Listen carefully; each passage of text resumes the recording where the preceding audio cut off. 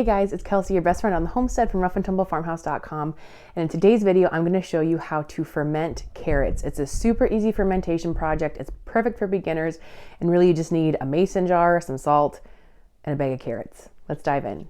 First thing you're going to do is get just a bag of baby carrots. You can absolutely use longer carrots if you want and trim them. I recommend if you are using whole carrots and cutting them into sticks or chunks or whatever, trim off the top that has, like where the greens are growing out of the carrot. And then maybe trim off just like the very tip of it too, if it looks particularly kind of grubby or if it's really thin or something like that.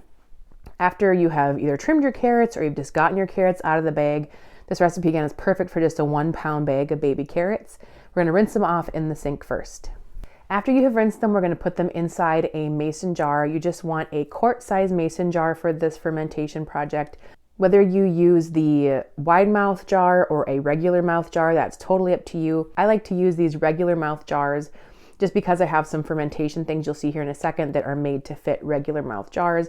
Otherwise, I have no particular loyalty to them. Whichever one you have is going to work fine. Just make sure it is clean and sanitized. After you've washed your carrots, go ahead and put them in the jar. And next we are going to be making a brine to go over this. Now there are different types of fermentation you can do. This is a salt brining, kind of a salt pickling method that we're doing. If you're making a ferment, something like a sauerkraut, for example, you are kind of pulverizing that food, that vegetable or fruit or whatever it is, so enough of its own juices are going to cover it for the fermentation process, which we'll talk about kind of at the end here.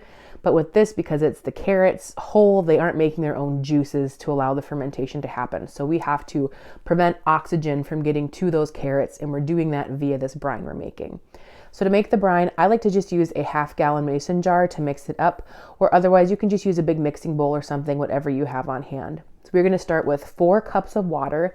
It's better if you have filtered water. City water sometimes is going to have chlorine and other things in it that can affect the fermentation process. If that's all you have on hand, I would still use it. Chances are you're going to be okay, but things might not turn out just as well if you had used a filtered water for the process. To the water, we're going to add 2 tablespoons of salt. Please use a kosher salt that is iodine free. I just use Morton's kosher salt for just about everything in my life, so that's what I recommend using here. And then we're going to add 1/2 teaspoon of sugar. The sugar is optional, but it does just add a little extra kick of sweetness to this, especially if you're trying to get kids into fermented foods. I would add that little bit of extra sugar as well. Now stir that sucker up really, really well until everything is dissolved. The water's going to look a little bit cloudy. You can shake it if you want. I just prefer to stir, I guess. Stirred, not shaken in my case, until it is completely dissolved, no little bits on the bottom. Take your brine and pour it over top of your carrots until the carrots are fully submerged. Now this is where having a weight comes into play here. I have these nice little things called pickle pebbles. I really like them. There's different companies that make them. I just got this one from Fleet Farm when I was kind of having a treat yourself moment at Fleet Farm in the canning aisle. And so I got these nice little glass pickle pebbles, these weights that are going to hold the carrots underneath the brine. Now if you really packed your carrots in here tight, you might not even need a weight. They might just stay under there fine on their own. But because I just kind of put these in here loosey-goosey, I am adding this weight to make sure everything stays down underneath. You do not have to use something like this. You can just get a nice rock in your yard and clean it well and boil it and sanitize it and use that as a weight. You can get kind of creative with what you use as weights to keep your carrots down. So you add your weight, and now I have another kind of nifty fermentation gadget here. Again, it's not necessary, but if you're going to do a lot of fermenting, these are really slick. This is called a little pickle pipe, and so this just goes on top. It prevents anything from getting into the ferment, but it allows the gases to escape from the ferment, which is really slick. So you can use a little pickle pipe like this, or if you want, you can even just cover it with some cheesecloth or something like that. Can also work just fine. I've seen other people too that they will put a lid, a 2-piece metal lid on there, and then very loosely screw it down so the lid can actually lift and move to let the gases escape from it as they build up. Whichever one you want to do is fine. Just make sure that it is covered enough that you're not going to get things like fruit flies and stuff in there as you're doing this ferment. Now we are going to let this sit on our counter for 7 to 14 days. I let mine go about 10 days, I think, before I sampled the carrots, and I found them to be kind of the flavor I wanted them to be. As it's fermenting, we want to again set it on a plate or somewhere where if it does kind of bubble out and over, it's not going to make your countertop or wherever you put it a mess. Don't tuck this thing away somewhere you're not going to remember it's there and forget about it. Just somewhere on your kitchen counter out of direct sunlight is kind of the best place to set these things. You will notice as it ferments, you're going to see some bubbles kind of rise up the sides. That's good. That's the fermentation process happening. You're also going to notice that the water is going to start turning a little bit cloudy. That's some of that lactic acid I'll talk with you about in a minute here. So that's all very normal. If on the top you see kind of a really thin kind of white, it's a yeast called calm yeast or cam yeast. It depends. People pronounce it different ways. I go with calm myself because there isn't an H in there. Calm yeast. It's perfectly harmless. This is a very normal thing. You can just kind of spoon it out. I don't have that happen too often, but every once in a while. Nothing to worry about there. If you do see anything in there that's kind of like white and fuzzy, anytime you get fuzz, that's never a good sign. Or anything that's black and floating, pink, those are all bad signs, and I would pitch the batch and start over. You know, a bag of even organic baby carrots is a few bucks, so you're not out too much to scrap the batch. But as long as you start with a clean jar, give your carrots a rinse, you probably aren't going to have any problems. So go ahead and sample your carrots after about a week and see how you like the flavor. If you like how it tastes, you can be good to go. If you want to get kind of tangier and stronger, you can leave them in there for longer. That's fine. Once you like how the carrots are, then what I like to do is I leave the pickling top on and I put it in the fridge for a day or two because it is still fermenting. But when you put it in that fridge, it's going to cool it down. It's going to slow that fermentation process. Otherwise, sometimes if you take something straight from your sort of room temperature, or if it's, summer, your warm countertop, straight into the fridge with a regular lid, there can be a lot of fermentation that's still happening, a lot of action going on. And so by letting it cool down with that pipe, all that activity, the gases and stuff can escape safely versus you might have some buildup. If it's really actively fermenting and then you stick it in your fridge with a lid on, you can potentially have explosions and things happening in your fridge. So let it kind of simmer down in the fridge for a little bit.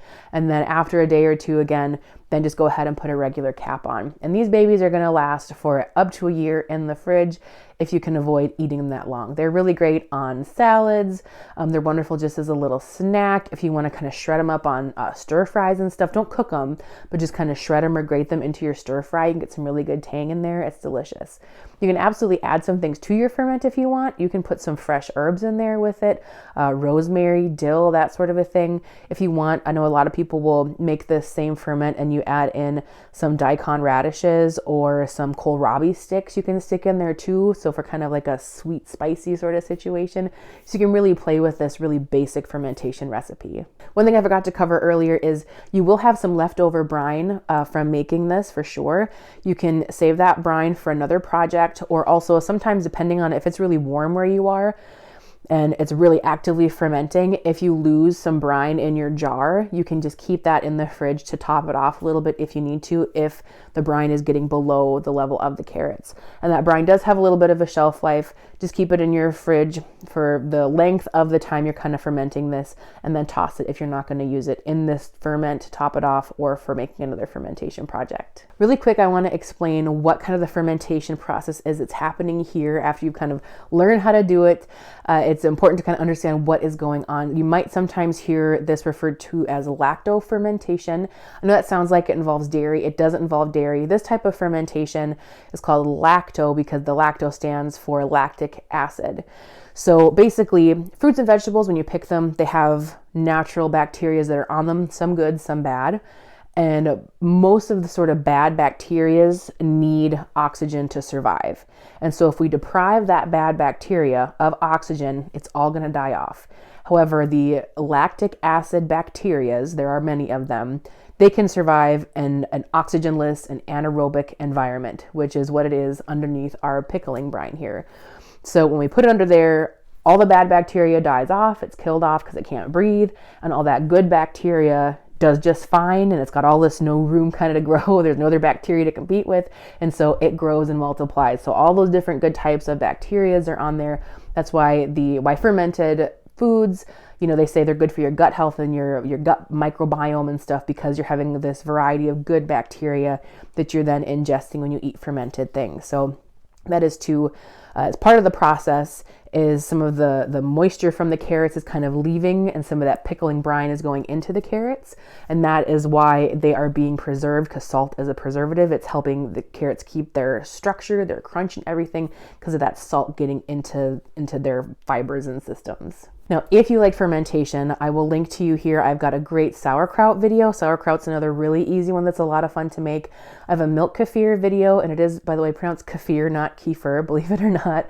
I have a milk kefir video you can check out that's super popular to teach you the basics of how to make that. I've got a whole bunch of other great fermentation resources available on my website, which I will also link below. So give this a try. You got nothing to lose. And if you have any questions at all, please, you can always reach me in the comments, and I'm happy to help. Otherwise, we will see you here next week for more from our Rough and Tumble farmhouse.